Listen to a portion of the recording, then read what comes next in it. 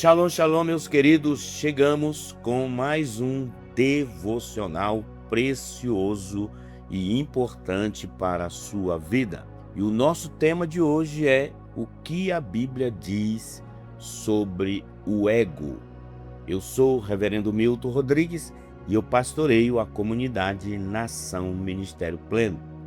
Nosso ministério trabalha com libertação em alto nível, na profundidade, como também com a restauração da personalidade, áreas da mente, emoções, sentimentos e vontade. Então, queridos, o nosso tema é o que a Bíblia diz sobre o ego. Provérbios capítulo 22, versículo de número 4, é o texto base, que diz: o prêmio da humildade é o temor ao Senhor, a riqueza, a honra e a vida. Amados, o ego é um dos maiores desafios da vida cristã. Silencioso, disfarçado e extremamente perigoso. Muitas pessoas associam o ego apenas à soberba evidente, mas a Bíblia revela que ele pode se manifestar de formas sutis, na autossuficiência, na necessidade de reconhecimento, na dificuldade de pedir perdão e até em atitudes aparentemente boas. Este devocional, ele vai te ajudar a identificar o ego no dia a dia, entender o que a Bíblia ensina sobre ele e principalmente aprender caminhos práticos para vencê-lo, vivendo uma fé autêntica, humilde e transformadora. Então, queridos, o ego não parece pecado, mas governa vidas. O ego é um dos inimigos mais perigosos da vida espiritual, justamente porque raramente é reconhecido como pecado. Diferente de vícios visíveis ou quedas morais explícitas, o ego se apresenta como virtude, como autoconfiança, opinião forte, senso de justiça, amor próprio, defesa da verdade. Ele não se anuncia como orgulho. O ego se disfarça de razão. A Bíblia nos mostra que muitos homens e mulheres que caminharam longe de Deus não começaram afastados, começaram confiantes demais em si mesmos. O ego, ele não afasta o homem de Deus de uma vez. Ele vai aos poucos, substituindo a dependência por autossuficiência, a oração por controle, a obediência por justificativas. Por isso, compreender o ego à luz das Escrituras não é um exercício intelectual, mas uma questão de sobrevivência espiritual. Vamos então entender o ego na perspectiva bíblica. Quando o eu assume o centro, embora a palavra ego não apareça literalmente na Bíblia, seu conceito está presente de Gênesis ao Apocalipse. Sempre que o eu ocupa o lugar que pertence a Deus, o ego está ativo. Sempre que a vontade humana passa a ser critério final, o ego governa. Em Provérbios capítulo 3, versículo de número 5, a Escritura não apenas aconselha, mas confronta, dizendo o seguinte: confia no Senhor de todo o teu coração e não te estribes no teu próprio entendimento. O problema não é ter entendimento, personalidade ou opinião. O problema é se apoiar nisso como fundamento da vida. O ego bíblico não é autoestima saudável, é independência espiritual. É quando o coração diz: eu sei, eu mereço, eu consigo, eu decido. Esse foi exatamente o movimento do pecado original. Não foi apenas desobediência, foi a tentativa de existir sem submissão. Vamos agora entender o ego como raiz da queda humana. Amados, a queda do homem não começa com fruto, mas com uma ideia. Sereis como Deus. Então o ego sempre promete elevação, mas entrega separação. Desde Lúcifer até Adão, desde reis até líderes religiosos, o padrão é o mesmo. Quando o ego cresce, a escuta diminui. Quando a soberba sobe, a sensibilidade espiritual morre. Provérbio 16:18 diz: a soberba precede a ruína, e a altivez do espírito precede a queda. Veja bem, queridos, a Bíblia ela é direta ao afirmar que o orgulho não é apenas um defeito moral, mas um caminho para a ruína. Aqui em Provérbio 16:18, o texto não diz talvez, diz precede, ou seja, onde há ego alimentado, a queda já está em curso, ainda que invisível. Muitas pessoas não caem de repente, elas se afastam gradualmente, convencidas de que estão certas. Mas vamos entender sobre Jesus, o maior confronto já feito ao ego humano. Queridos, Jesus não veio apenas salvar do pecado visível, mas destronar o ego.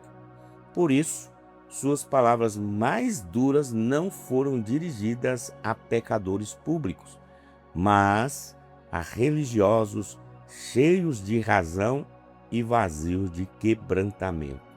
Quando Jesus diz em Lucas 9:23, quem quiser vir após mim, negue-se a si mesmo.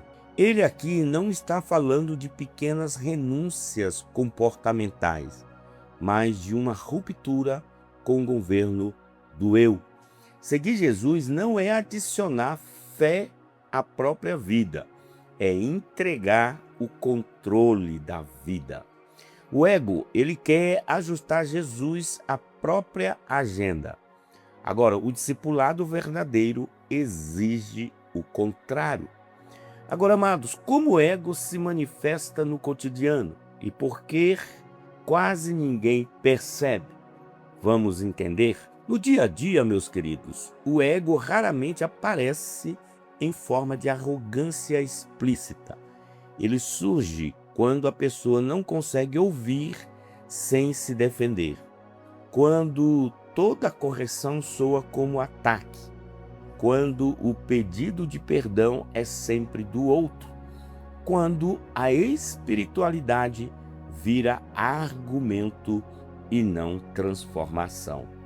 Ele também aparece quando alguém faz o bem esperando reconhecimento, quando serve, mas precisa ser visto, quando se frustra por não ser valorizado.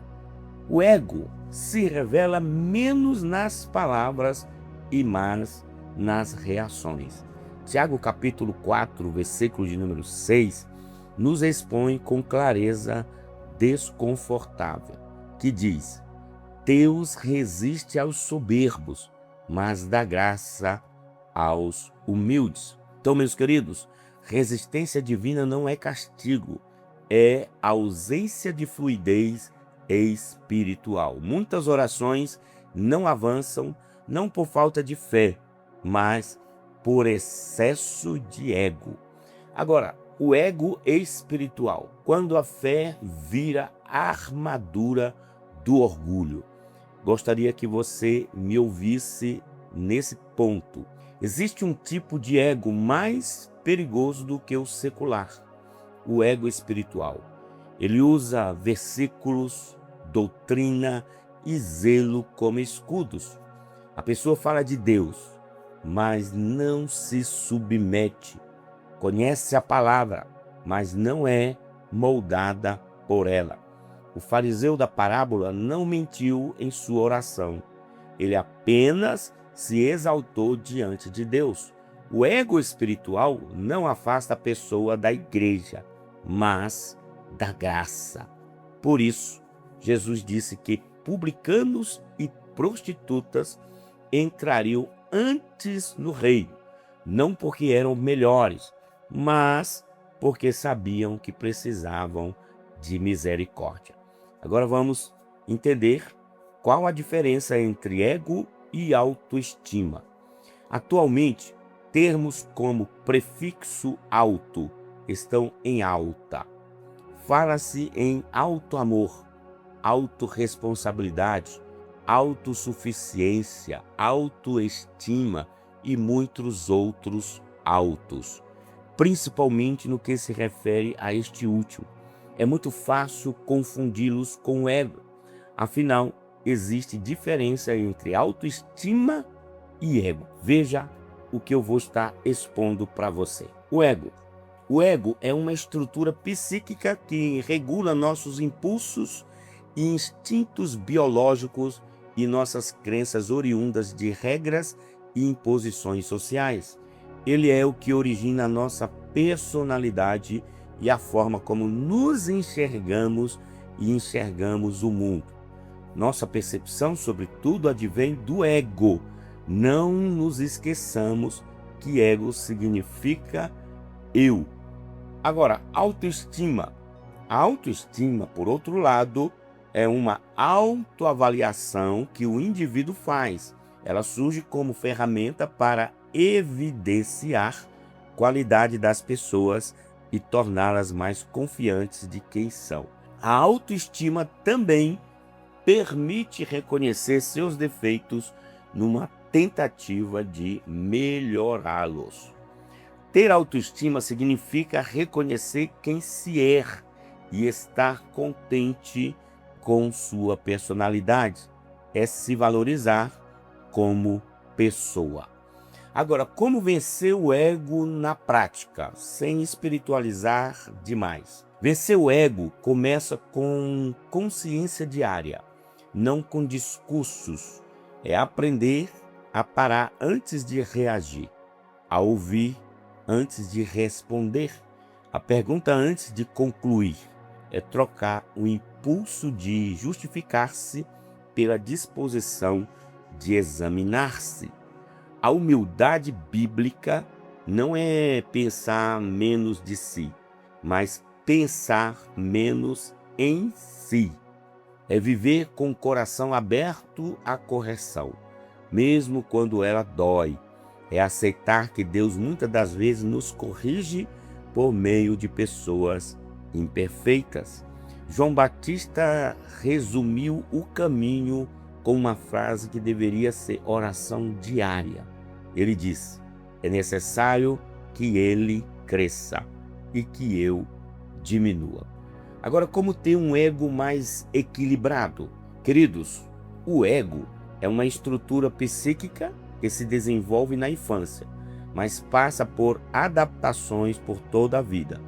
Caso você queira encontrar formas de deixar seu ego mais equilibrado, aqui vão algumas práticas que podem te ajudar. Primeiro, pratique a humildade. Reconhecer suas limitações e aceitar que ninguém é perfeito ajuda a evitar a arrogância. No fim, somos únicos em nossas diferenças e são exatamente elas que nos unem. No planeta existem mais de 8 bilhões de pessoas. Para nós, somos sim importantes, mas não somos únicos no mundo. Entender que cada um tem seu valor ajuda a reduzir um ego inflacionado e manter uma perspectiva saudável. 2. Faça autoavaliações e reflexões. Reservar um tempo para refletir sobre suas ações, motivações e comportamentos ajuda a manter uma autoimagem realista e a desenvolver o autoconhecimento. Manter um diário de autoavaliação pode oferecer insights valiosos e ajudar a ajustar comportamentos indesejados.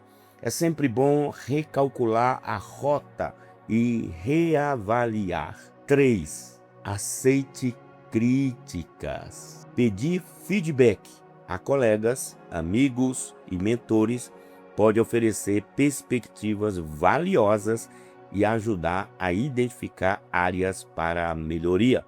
Claro que nem sempre conseguimos reagir positivamente a críticas, mas procure vê-las como oportunidade de melhoria e não ataques pessoais. 4. Evite levar tudo para o lado pessoal. Como dissemos, no planeta existem mais de 8 bilhões de pessoas. Será mesmo que você recebe tantos ataques e ofensas assim? Muitas vezes as pessoas tão pouco prestam atenção em nós. Cada um está ocupado com a sua vida. Aceitar a nossa indiferença é libertador. Agora, queridos, 5. Trabalhe a sua autoconfiança. Para um ego equilibrado também é preciso trabalhar a autoconfiança. Ser confiante com humildade e reconhecendo suas capacidades e limitações é indispensável, não só no mercado de trabalho, na igreja, mas na vida como um todo.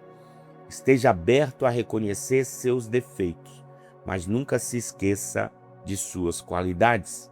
Uma boa autoestima é fundamental para um ego saudável. Agora, queridos, um exercício espiritual diário contra o ego. Deixa eu te trazer esse exercício. Antes de dormir, faça 3 perguntas simples. Primeiro, onde hoje eu defendi mais meu orgulho do que a verdade? Segundo, em que momento reagi sem amor por sentir-me ameaçado? E terceiro, onde Deus tentou me ensinar algo e eu simplesmente resisti. Então, amados, esse tipo de exame não condena, ele liberta. E eu quero concluir o nosso devocional falando para você o que a Bíblia diz sobre ego. Meus queridos, o que a Bíblia diz sobre o ego? O ego promete controle, segurança e identidade, mas nunca entrega paz. A Bíblia nos ensina que a verdadeira vida começa quando o eu deixa de ser o centro e Deus reassume o trono. A cruz não é apenas símbolo de salvação, é o lugar onde o ego morre.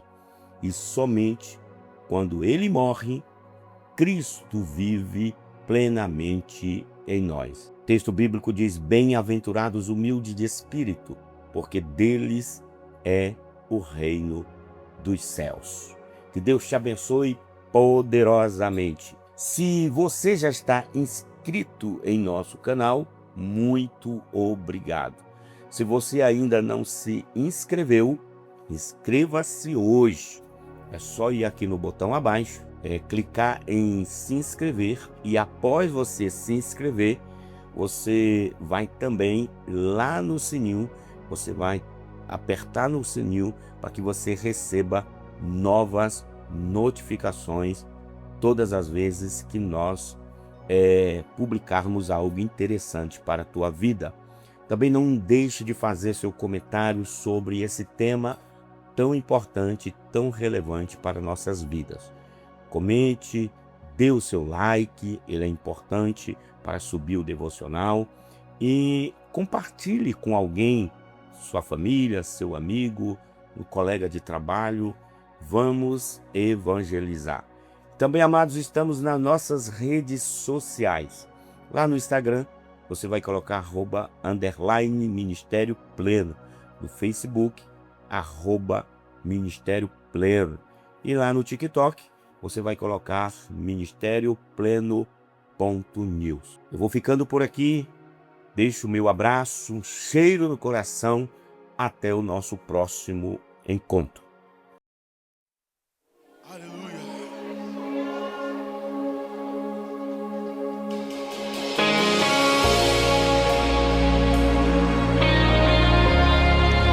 pode levantar as mãos aí? Alguém pode levantar as mãos? Alguém pode levantar as mãos? Isso aqui é para pentecostal, meu filho. Isso aqui é para pentecostal. Tem crente pentecostal aqui essa noite comigo? Tem. Levante as suas mãos aí, meu filho, onde você estiver. Vamos, levante suas mãos onde você estiver e cante. Me peguei perguntando: o que pode Deus fazer? Mudar todos os planos, fazer o teu querer, fazer o que lhe apraz,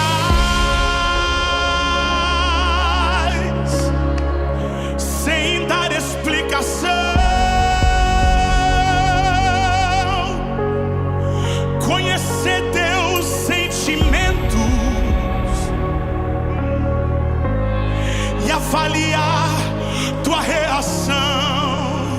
Levanta essa mão lá no terceiro andar e canta, meu filho. E se ele não quiser fazer o vento cessar,